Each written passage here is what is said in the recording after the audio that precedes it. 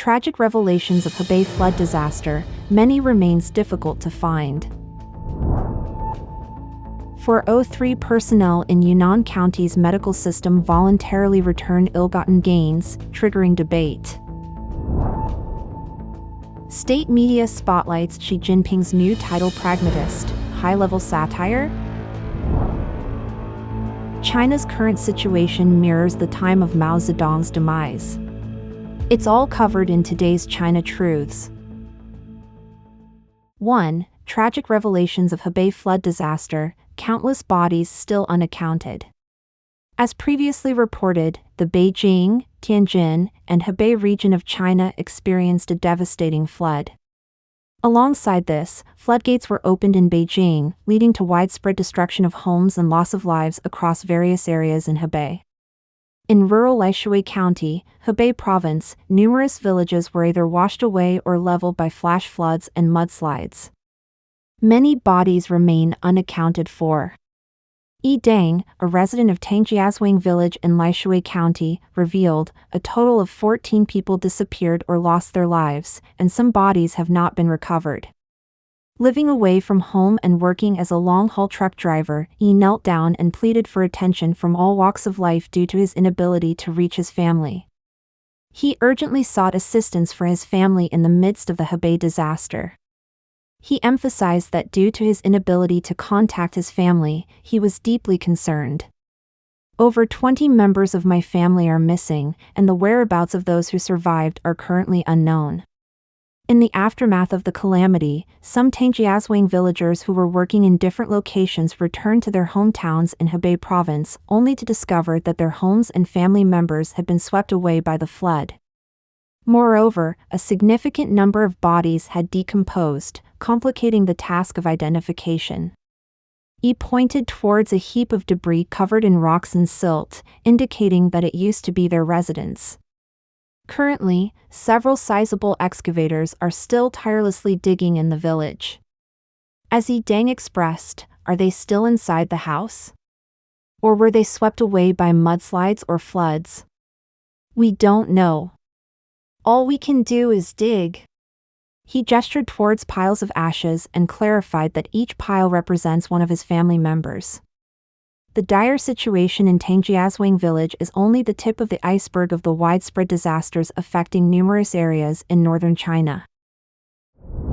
403 personnel in Yunnan County's medical system voluntarily returned ill-gotten gains, triggering debate. In order to maintain political power, the Chinese Communist Party, CCP, has consistently used the guise of anti-corruption to sway public sentiment. The latest move is that on August 10, the official website of the Yunnan Provincial CCP Commission for Discipline Inspection and Supervision released an article claiming that there is an effort to combat corruption in the medical field in Jingdong Autonomous County, Pura City. The article cited a report from Yunnan Daily in February of this year, revealing that over the past 2 years, 13 directors of township health centers, 3 directors of branch hospitals, including the former director of the County Chinese Medicine Hospital and the director of the Medical Imaging Department of the County People's Hospital, were all found to be corrupt. According to the Jingdong County Commission for Discipline Inspection and Supervision, a total of 403 individuals in the county's medical and health industry voluntarily returned ill-gotten gains. Regarding this matter, on the same day, the WeChat account published an article titled 403 People Voluntarily Returning Gains, Is This Just a Problem in One County? The article analyzed, north at Peking Union Medical College Hospital, south at Hunan Xiangya Hospital, revealing a complete collapse from grassroots hospitals to top-tier medical institutions, from towns to major cities. The scale of this iceberg is so immense that I can hardly bear to describe it.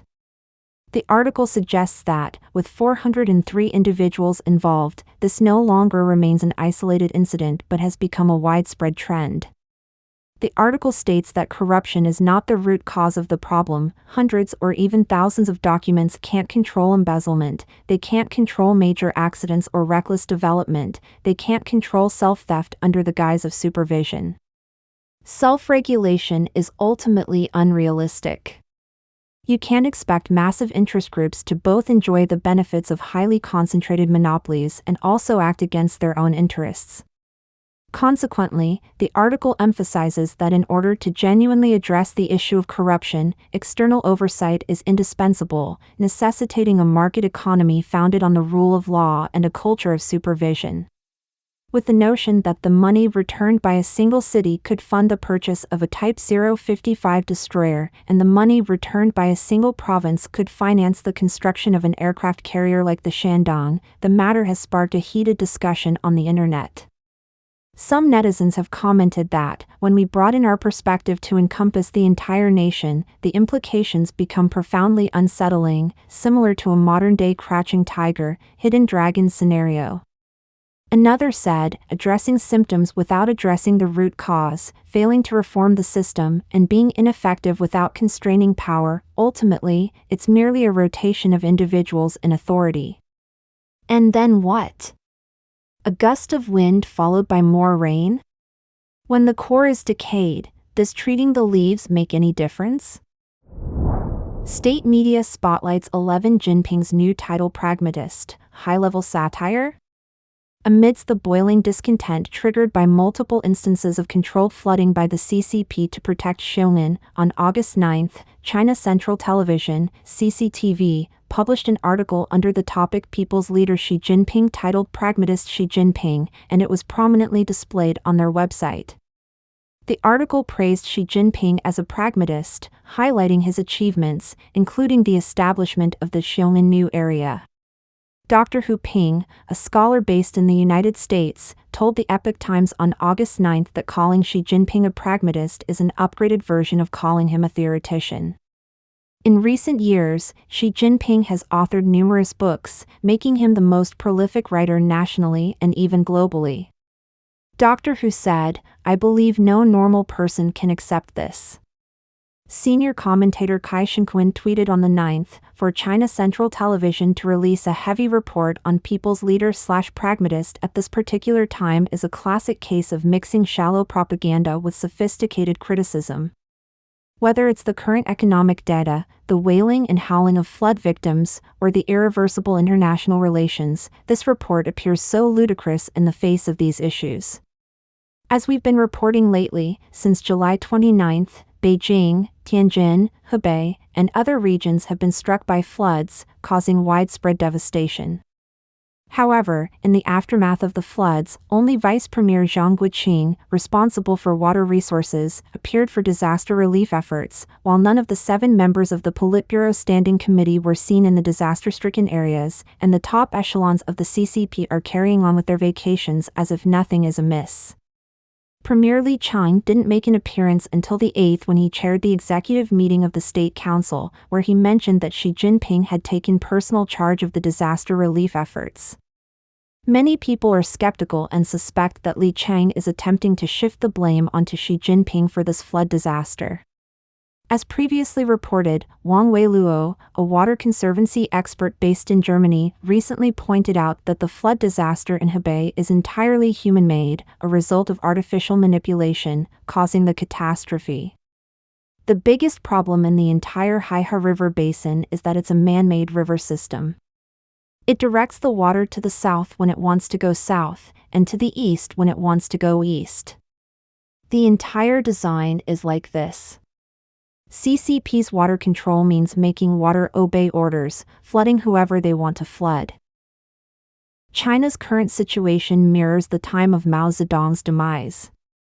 Insights from China experts shed light on the striking parallels between the present state of China and the significant events of 1976, which encompassed the aftermath of the Tangshan earthquake and the passing of Mao Zedong. China now faces a barrage of natural disasters and societal upheaval, compounded by a severe economic decline. Public discontent has reached a boiling point.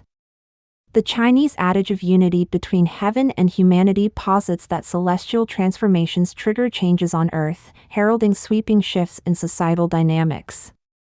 As previously reported, on August 6, 2023, at 2:33 a.m., a 5.5 magnitude earthquake rattled Pingyuan County in Dezhou City, Shandong Province. The tremors were strongly felt in Yunnan and Hebei. By 8 a.m. on August 6, a total of 59 aftershocks had been recorded. The earthquake caused the suspension of numerous train services across China. A Shandong-based barbecue restaurant owner shared with China's First Financial News that the ground resounded with deafening rumbles during the earthquake, accompanied by 2 luminous flashes in the sky. The earthquake in Shandong has ignited widespread attention. Why did the Shandong earthquake's tremors spread so far? Rapidly ascended Weibo's trending topics list.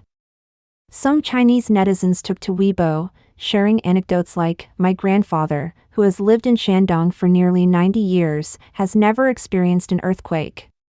Shan, a China expert with a background in geological exploration and a seasoned media personality, stated in an interview with the Epoch Times on August 7 that earthquakes are caused by fault activity. He explained that as geological plates begin to shift, the pressure within the fault increases. This pressure is typically released not in a single event, but as a series of releases. Once the cycle is complete, seismic activity will temporarily subside before gradually accumulating again and restarting the release process.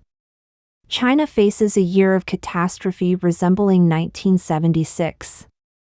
According to prominent Chinese dissident and writer Che Hongyan, currently residing in the United States, this year has brought forth a wave of calamities in China, with a relentless string of disaster events. He pointed out that the CCP allowed COVID-19 virus to spread from China to the rest of the world, resulting in massive catastrophes both domestically and globally. The CCP vigorously promoted the Rice Up to the Mountains campaign this year, leading to widespread deforestation. Presently, consecutive incidents of flooding and earthquakes have occurred, which Che Hongyan sees as a form of retribution. He stated, "This year is a year of great calamity, and the CCP has stirred tremendous public grievances. The CCP truly lacks popular support, and even the heavens are punishing it." China expert Ji De said that the recent earthquake in Shandong occurred in China's northern earthquake zone. The last active period in this seismic region was marked by the Tangshan earthquake on July 28, 1976. Around the time of the Tangshan earthquake, several CCP leaders, including Zhou Enlai, Zhu De, and Mao Zedong, passed away. Additionally, in March 1976, a meteorite fell in Jilin, contributing to a year of turbulence within the CCP. Ji De also mentioned a significant event from March of this year when a blue super fireball was spotted twice in Beijing's sky. Ji De commented, "The circumstances of that year and the present are quite similar." On July 28, 1976, at 3:42:53 a.m., a massive 7.8 magnitude earthquake rocked Tangshan, Hebei, releasing energy equivalent to the explosion of 400 atomic bombs similar to those dropped on Hiroshima, at a depth of 16 kilometers beneath the surface. In an instant, the city of Tangshan, with a population of millions, was reduced to rubble. As the earthquake struck, tremors were felt within Zhongnanhai, and Mao Zedong's hospital bed began to shake uncontrollably. Around 10 a.m. on the 28th, staff reported the earthquake's extent to Mao Zedong. According to Wang Xinde, a member of Mao's medical team, Mao cried upon hearing the report. This was the first time he had been seen sobbing. On September 9, 43 days after the Tangshan earthquake, Mao Zedong passed away. This event marked a year of continuous extraordinary occurrences in China, corresponding to the deaths of the 3 CCP giants and an upheaval in the political landscape of Zhongnanhai. Jilin meteor shower before Tangshan earthquake ignited Mao's fears. Before the devastating Tangshan earthquake, a remarkable event occurred on March 8, 1976, in the northern outskirts of Jilin City, China, a rare meteor shower, also known as a meteorite astronomical event. A meteor weighing approximately 4 tons plummeted towards Earth. Upon entering the Earth's atmosphere, the meteor disintegrated at an altitude of around 19 kilometers above the surface, scattering fragments of various sizes onto the ground, creating a meteor shower. Among these fragments, the 3 largest formed 3 fireballs that streaked across the sky and abruptly appeared above Jilin City. They swiftly descended, impacting the ground and leaving behind a crater measuring 6.5 meters deep and 2.1 meters in diameter. As the meteor shower descended, a deafening roar echoed for hundreds of miles, with the resounding crashes upon impact shattering glass windows in numerous residential homes. The scale of the event, coupled with its immense power, resembled the explosion of an atomic bomb. A total of 138 meteorite samples, with a combined weight of 2,770 kilograms, were collected at the time. In April 1976, Mao Zedong had his personal attendant, Meng Jinyun, read him the news. Upon hearing about the meteor shower in Jilin, Mao, aware that his end was near, fell into deep contemplation. He shared with Meng Jinyun that many significant historical figures have experienced meteor showers as omens before their deaths. That afternoon, Mao Zedong stood by the window for extended periods, gazing at the gradually dimming sky. According to the book Into the Last Years of Mao Zedong by Gu Jinrong, Mao was enveloped in a complex emotional state. His face reflected contemplation, unease, and excitement. Mao instructed Meng to open the curtains, a rare request. Standing by the window, Mao watched the sun set on the horizon for a long, long time. When Meng mentioned that she found it hard to believe that a large stone had fallen from the sky one night near her hometown, Mao responded, "I believe it." In China, there's a theory called heaven and humanity resonance. It suggests that when significant changes occur on Earth, nature responds by offering signs, forecasting fortunes for the good and the ill. When the heavens shake and the earthquakes, and large stones fall from the sky, it signifies death. In Romance of the Three Kingdoms, both Zhuge Liang and Zhao Yun dropped stones and snapped flagpoles when they died. Extraordinary individuals and famous figures are truly unique. As Mao uttered these words, he displayed an unusual fervor. Successive deaths of the CCP3 giants, Palace Ku and Zongnanhai. In traditional Chinese culture, the occurrence of meteor showers was often seen as an omen of significant events, typically carrying ominous implications. And in Chinese folklore, a meteor shower occurring once every 100 years was said to herald the end of the lives of three distinguished individuals. The 1976 Jilin meteor shower coincided with a momentous year in China, the sequential passing of the Communist Party's three giants, Zhou Enlai on January 8, Zhu De on July 6, and Mao Zedong on September 9. That same year also witnessed a palace coup within Zongnanhai. On October 6, 1976, less than 1 month after Mao's death, the Gang of Four, a Maoist political faction led by Jiang Qing, Mao Zedong's last wife, was charged with a series of treasonous crimes. This event marked the end of the Cultural Revolution. Jide suggested that China's present circumstances closely parallel those of 1976.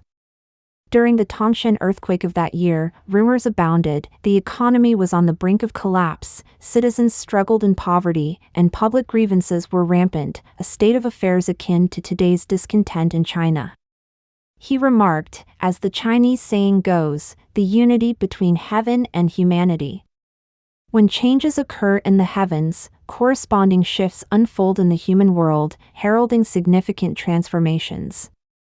Eastern culture values a concept known as unity between heaven and humanity. Simply put, it implies a mutual connection between the heavens, the earth, and human beings.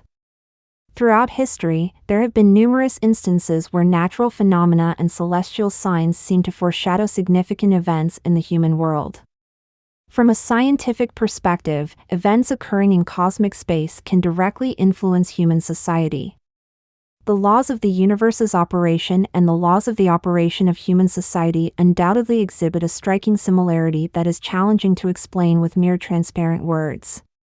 During the Han Dynasty, Dong Zhongshu emphasized the principle of unity between heaven and humanity. Emperor Wu of Han once sought guidance from Dong Zhongshu, asking, "Can heavenly decrees not be altered?" At that time, Dong Zhongshu replied, "When a nation experiences negative events that violate the heavenly way, heaven initially sends down calamities as a warning and admonishment. If people fail to awaken, more extraordinary events will occur to caution them. If they still don't reform, then disasters will follow. Therefore, the unity between heaven and humanity is not an empty phrase, nor is it a threat. The Chinese Communist Party, though it outwardly reveres atheism, has deliberately ignored and refused to acknowledge such warnings. However, the law of karma is not decided by humans, it is the principle of reaping what you sow. Good and evil both have consequences, and the heavenly Tao is never partial. Don't forget to comment in the section below to share your opinions on today's topic with us. Make sure to like and subscribe to see more interesting topics from China Truths.